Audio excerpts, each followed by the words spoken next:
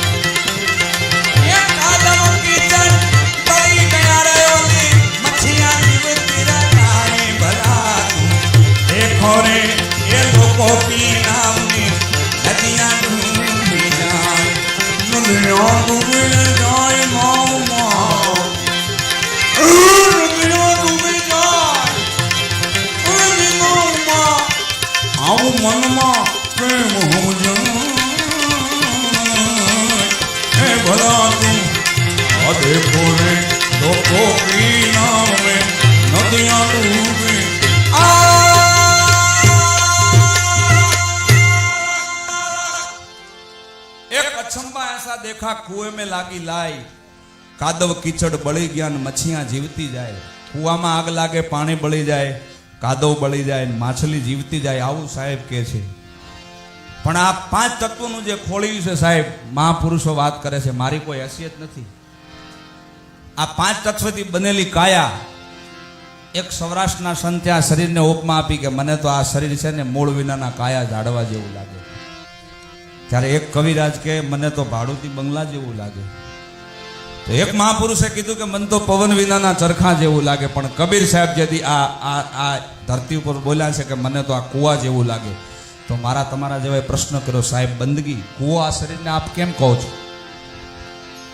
તો કે માછલી કહેતા આત્મા આ શરીરમાંથી પહેલા હાલ્યો જાય વિયો જાય ને પછી આ 5 ફૂટની કાયા પડી હોય સાહેબ એને ઉંચકીને શમશાન ઘાટે લઈ જાય લાકડા ઉપર મૂકે અને જ્યારે અગ્નિનો દાગ દે ત્યારે કબીર સાહેબ બોલ્યા કે આ કૂવો શરીર કેમ? તો કે લોહી છે એમાં પાણી આ માંસ છે કાદવ માછલી કહેતા જીવ એ પહેલા હાલ્યો જાય ને એટલે એમ કીધું કે એક અચંબા ऐसा देखा कुएं में लागी लाए कादव कीचड़ बળી रिया मच्छियां जीवती जाए जरा तुम देखो लोगों की नाव में नदियां डूबी जाए।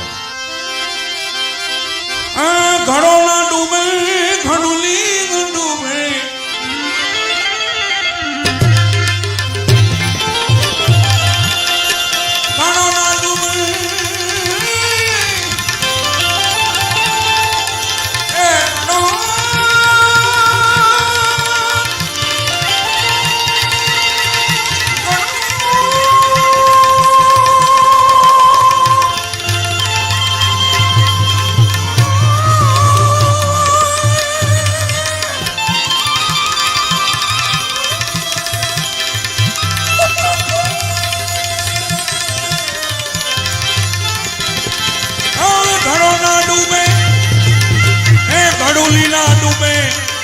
हस्ती मील मील कोट गांगड़ना ये पानी ने छोड़ा कोट गांगड़ना पानी छोड़ा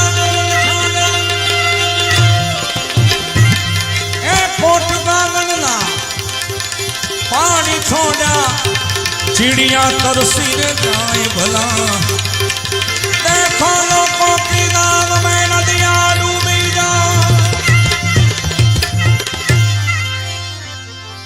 घड़ो ना डूबे गडुली ना डूबे अस्थि मिल मिल नाय અને કોટ ગાંગડના પાણી છોડિયા ચીડિયા તરસી જાય। બે ડેમના દરવાજા ખોલી નાખે તો ચીડિયાને પાણી નહોતું મળતું। એ ચીડિયા કઈ હશે? એ ડેમના દરવાજા કયા હશે સાહેબ? હમણાં બપોર પાલુભાઈના આંખમાંથી એક અશ્રુ બિંદુ નીકળ્યા હતા એ મેં મારી નજરે આંખે જોયો। એનો કારણ તમે સમજ્યા? કે શ્રાવણ ને ભાદરવો વહેતો એ મોટા મોટા ડેમ છે આ શરીરમાં, અને આ ફાટક ખુલે નદી વહેતી હોય સાહેબ, આમાં તમે ઘડો કે ઘડોલી ડૂબાડો તો ડૂબે નહીં, પણ મનરૂપી હાથી છે એ મોજ કરતો હોય સાહેબ. આ પાણી અહીંયા સુધી આવે, નીચે પડી જાય, ધૂળ ભેળું ધૂળ થઈ જાય. એટલે કબીર સાહેબ કહે છે ઘડો ન ડૂબે ઘડુલી ન ડૂબે એ અસ્થિ મિલ મિલ નાય, અને કોટ ગાંગડના પાણી છોડિયા ચીડિયા તરસી જાય, જરા તુમ દેખો લોકો કી નાવ में નદિયા ડૂબ જાય. એ કબીર કહે મેં પહેલા જન્મ્યા અને પછી જન્મ્યા મોટા ભાઈ.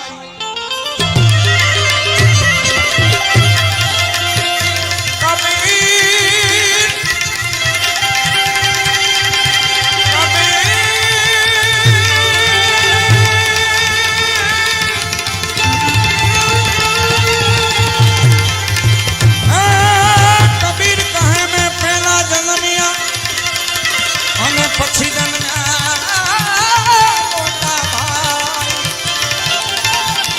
એના પછી મારા પિતાજી જન્મ્યા, એના પછી એ મારા પિતાજી જન્મ્યા, सबसे पीछे मेरी माई, जरा तुम देखो रे लोगों की नाम में नदिया. હવે સમજ્યા જેવું છે હો સાહેબ. સૌથી પાછળ માં તો કબીર પહેલા કેમ આવ્યા? મારા જેવા કોઈ ખળ સ્વભાવ ના હોય ને એવું થતું હોય કે આ બાપુ જીકી રાખે છે, સાચું છે ખોટું? પણ સાહેબ ની વાત છે સાહેબ. कबीर कहे मैं पहले जन्मिया पीछे बड़ा भाई, धाम धूम में मेरा बाबा जन्मिया सबसे पीछे मेरी माई. तो घणा ने એવું કે કબીર કેમ આવ્યા? પહેલા તો કબીર એમ કે છે કબીર કબીર ક્યાં કરો, ખોજો अपना शरीर, 5 इंद्रियों को बस में करो, પોતે દાસ કબીર. હું કબીર છું એવું નહીં, આખું જગત કબીર છે સાહેબ. પશુ કી પનિયા બની નરકા કછું ના હોય, અને નર જો એસી કરણી કરે નરકા નારાયણ હોય. આ તમારે સમક્ષ છે. હા, એવી કરણી કરે એટલે નરકા નારાયણ થાય. તો કબીર એટલે કોણ? તો કે આત્મરૂપી કબીર જન્મ્યા. અને આત્મા આવ્યા પછી છોકરું હાલવાનું શીખે, બોલવાનું શીખે, ખાવાનું શીખે. તો કે ઈ કોણ? તો કે ઈ ભાઈ. તો કે ઈ કોણ? તો કે વિવેક. આત્મરૂપી કબીર, વિવેક રૂપી ભાઈ, અને વૈરાગ રૂપી મેરા બાવા જન્મ્યા. ઘોડ બંગાળનો મહારાજા રાજા ગોપીચંદ હોય, ભરતરી હોય, 92 લાખ માળવાનો ધણી, 12 વર્ષની ઉંમર.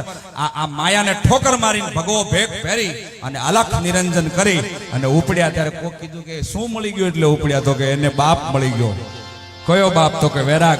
અને હાચો વૈરાગ લાગી જાય તો કે મોક્ષ રૂપી મેરી માઈ, ભલા તુમ દેખો રે એ લોકો કી નામ में નદિયા ડૂબી જાય.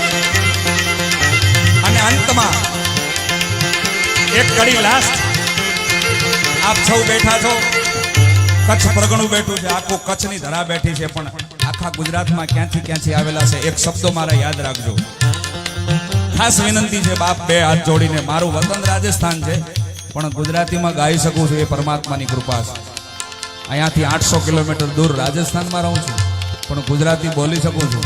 એટલે એક ઉપદેશ આપું છું, હું નહીં સાહેબ, પણ મારા થકી શબ્દો તમને. શું કહે છે કબીર સાહેબ? કહેત કબીર સુનો ભાઈ સાધુ, ये पद है निर्माण. आवा भजननी जो તમે ખોજ કરો તો એ તમારા જન્મ મરણ મટી જાય. ભલા તુમ દેખો રે એ લોકો